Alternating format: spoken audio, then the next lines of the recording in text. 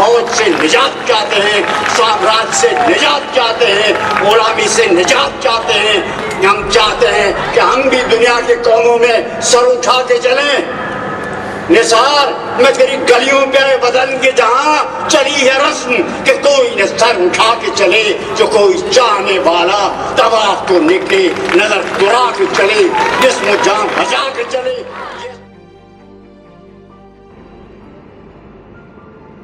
सिंध जो मज़लूम महकूम पुठिते पियल पसमानदा समाज जेको 20 सालनि खां जागीरदारनि, मीरनि पीरनि ऐं संदनि आकाउनि जे वर चढ़ियल पई रहियो आहे। इहो पसमानदा समाज जेको बुख, बदहाली, ॾाढो ज़ुल्म, जबर वहशानत जी अलामत बणिजी चुको हुजे, जेको पंहिंजनि ऐं धारियुनि गद्दार दलालनि जी यलगारनि तां फुरिजी लुटिजी तबाह हाल थी चुको हुजे, उन समाज ऐं हालतुनि जी मजबूरी थी पवे थी जो हू रसूल बख्श पली जे जहिड़नि अज़ीम जुरतमंद यगाननि, बाकिरदार, आलिम, आला आदर्शी, बेबाग, गैरमामूली फ़र्दनि खे जनम ॾियनि थियूं, जेके ललकार बंजनि था पसमानदा ख़ुदियुनि रीतुनि रस्मुनि, इंतिहा पसंद रुजत परस्त सोच फ़िक्र अमल, क़ौम दुश्मन अनासिर, साम्राजी अमृतनि ऐं संदनि दलाल छाड़तनि जे ज़ुल्म जबर जी ऊंदा ही रात जो इंसानी समाज हीअ जेका हेॾी सारी अथाह तरक़ी कई आहे, उन में अवाम जे गॾियल पोरे सां गॾोगॾु तारीख़ जे उन्हनि गैर मामूली फ़र्दनि जो बि निहायत अहम किरदारु आहे, जिन पंहिंजे गैर मामूली सुरत, ॾाहप, सूरियाई, तकलीफ़ी सग ऐं लाज़वाल जिदोजहदनि सां ज़िंदगीअ जी तरक़ी जे फ़ीते खे न रुॻो अॻिते वधायो आहे, पर पेलोस कमिटमेंट वसीले मुंझल सुट सुलझाए निकोर राहूं रोशन कयूं आहिनि।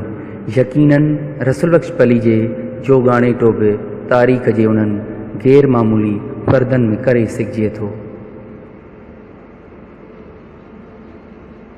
We believed in the value of human life, in democracy, in fraternity, in cooperation, in peaceful coexistence, and a world order of democracy and friendship and humanity.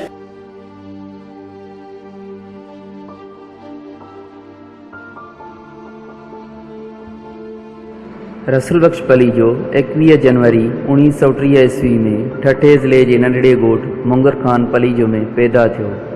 शुराती तालीम ॻोठ में हासिल करण खां पोइ सिंध मदरसुल इस्लाम में दाख़िल थियो, जंहिंखां बाद LLB Sindh Muslim law college मां पास कयईं।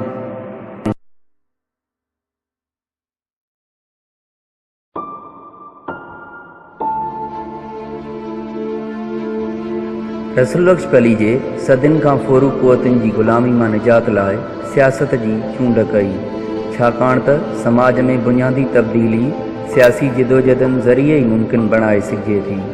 उन करे पलीअ साहब मयारी ऐं सगारी सियासी जिदोजहदनि जी जाखोड़ करण सां गॾु हालतुनि पटांदड़ क़ौमी तबक़ाती ऐं नज़रियाती सियासत जो बुनियादु विधो।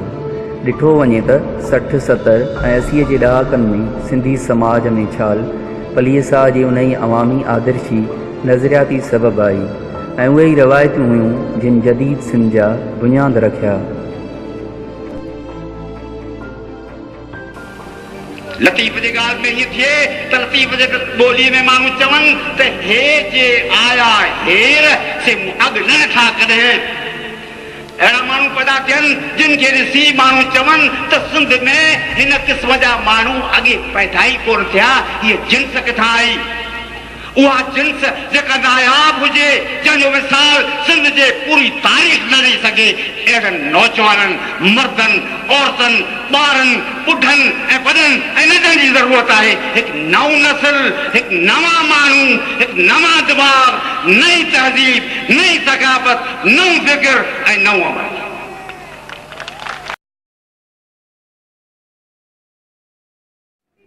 रसूल बख्श पली जो अमली सियासत जी शुरूआत सिंध हारी कमेटी खां कई। बज़्म सूफ़िया सिंध, सिंधी अदबी संगत, अवामी नेशनल पार्टी जो बानी मेंबर पिणु रहियो।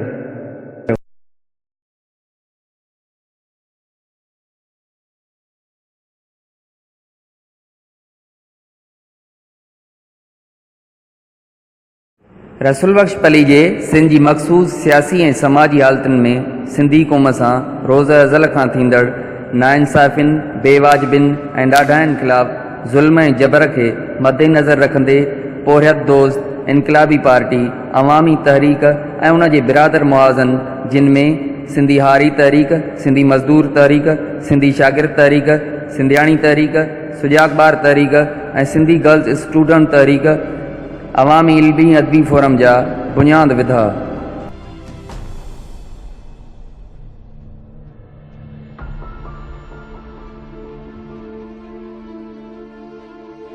चप्पे चप्पे ते अमन घुरूं था, सुलह घुरूं था, दोस्ती घुरूं था, मोहब्बत घुरूं था। पाण नफ़रत था कयूं, नफ़रत सां, ज़ुल्म सां, जबर सां ऐं दादागिरी ऐं गुंडागर्दी ऐं रज़री सां। रसूल बख्श पली जे ऐं संदसि पार्टी अवामी तहरीक 1979 में सख़्त कहरी मार्शला दौरान मुल्क में पहिरियों दफ़ो राहूकी में हारी कॉन्फ्रेंस करे ज़ियाव जी मार्शला खे चैलेंज कयो। उन कॉन्फ्रेंस में 1 लख हारी शरीक थिया ऐं नतीजतन अवामी तहरीक जी मरकज़ी क़यादत खे गिरफ़्तार कयो वियो।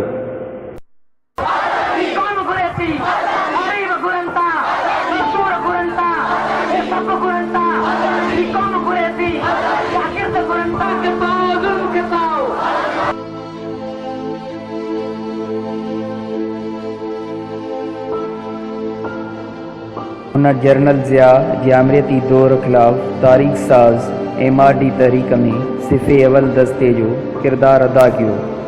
भुटो बचाओ कमेटी, सिंधी अवाम जो क़ौमी इतिहाद ऐं सिंध क़ौमी इतिहाद जो बानी अॻुवाण पिणु रहियो। नीलाम बंदि करियो, वोटर लिस्टियूं सिंधी में छपिरायो। बंगाल ऐं बलोचिस्तान जे गैर क़ानूनी फ़ौजी ऑपरेशन ख़िलाफ़ गैर मामूली जारहाणो किरदारु अदा कयो।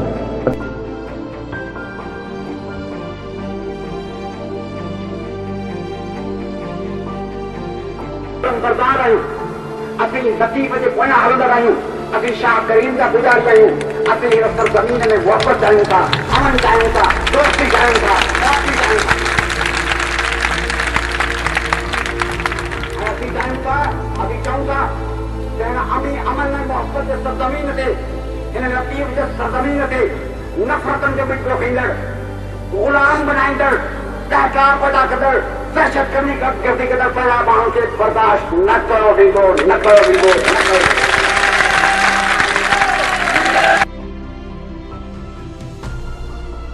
हू ॾखिण एशिया जो पहिरियों अॻुवाण हो जंहिं तालीमी इदारनि में गुंडागर्दी ऐं कालाबाग डैम ख़िलाफ़ आवाज़ उथारियो। हुन सिंध में पुरअमन जमहूरी जिदोजहद वसीले तारीख़ साज़ लॉन्ग मार्चनि जो बुनियादु विधो।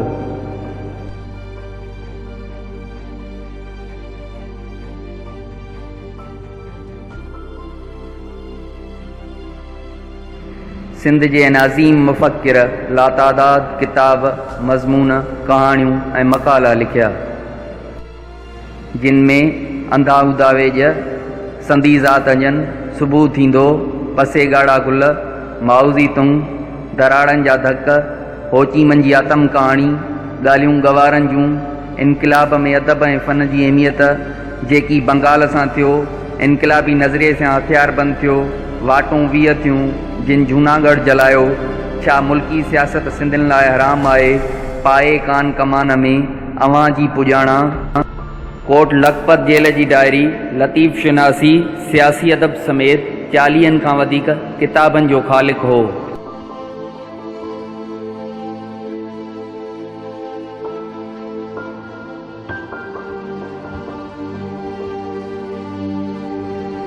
रसूल बख्श पली जेके दुनिया जी का बि ताक़त तोड़े मसलिहत सच चवण खां रोके न सघी। 1981 में एमनेस्टी इंटरनेशनल पारां खेसि ज़मीर जो क़ैदी क़रार ॾिनो वियो। हू जॾहिं तवील तरीन जेल जे क़ैद मां आज़ादु थियो तॾहिं बि संदसि बेबाक सचाई सूरियाई हिम्मत ऐं हौसला बुलंद नज़र आया। सॼो मुल्क मिलिट्री जी छावणी बणिजी वियो आहे। असांजा हक़ मुअतल कया विया आहिनि, असांखे ग़ुलाम बनाइण जा सांभा आहिनि, असांखे हिन मुल्क में पंहिंजे वतन में चोर बनाइण जूं कोशिशूं आहिनि, असांजे मथां तमामु वॾो घेरो था कयो। पर असीं अकेला न आहियूं। दुनिया जा ऐं हिन मुल्क जेके इंसाफ़ पसंद माण्हू आहिनि उहे तव्हां सां गॾु आहिनि। असांजो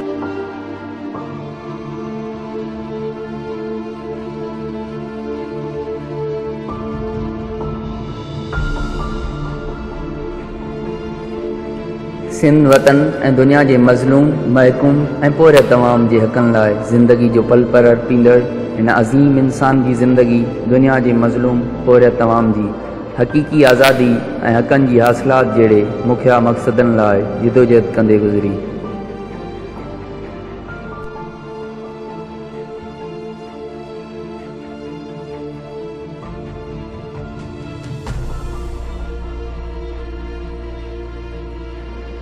पलीअ साहब पंहिंजी तक़रीर ऐं तहरीर वसीले जेको क़ौम ऐं अवाम खे ॾाढु ॾिनो, जोश ॾिनो, हौसलो ऐं वलवलो ॾिनो, इहो हमेशह अवाम जी दिलनि में ज़िंदा रहंदो। हुन जी ॾिनल वाट फ़िकिर ऐं फ़लसफ़ो रहनुमाई कंदा ईंदड़ सवें नसुलनि जी। हुन जे कयल पोरे ऐं पंध मां ईंदड़ ज़माननि ताईं इंसान ज़ात फैज़याब थींदी रहंदी।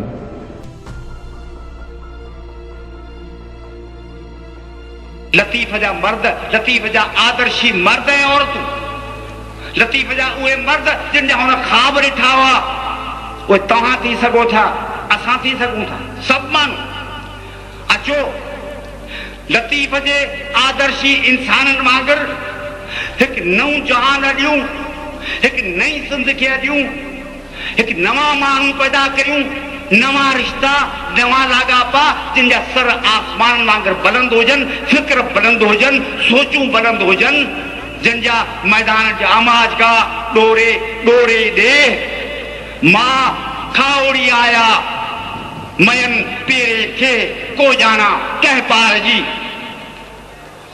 मां खावड़ी हलिया दुखाए धुआं सब्र जा सुआ दे चिताए दूर विया।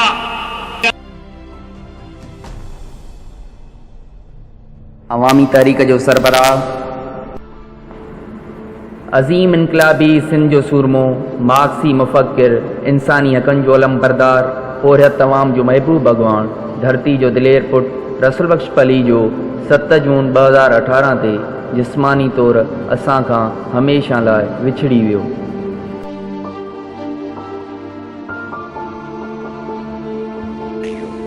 ऐ दोस्त बहार वरी गुल क्या झुड़ छाया पैमाना छुड़किया, वो बाद ख़िज़ां रही न सदा गुज़री हुई के ॾींहं हुया जो नींहं हुया ऐं कंहिंजी सूम ब्रूम हुई, न रही ओला गुज़री बि हुई। सुख ॾेई ॾुख वरिता कंहिं प्यारे जा जग सारे जा, पुछी न यादि उहे ॾुखड़ा गुज़री हुई।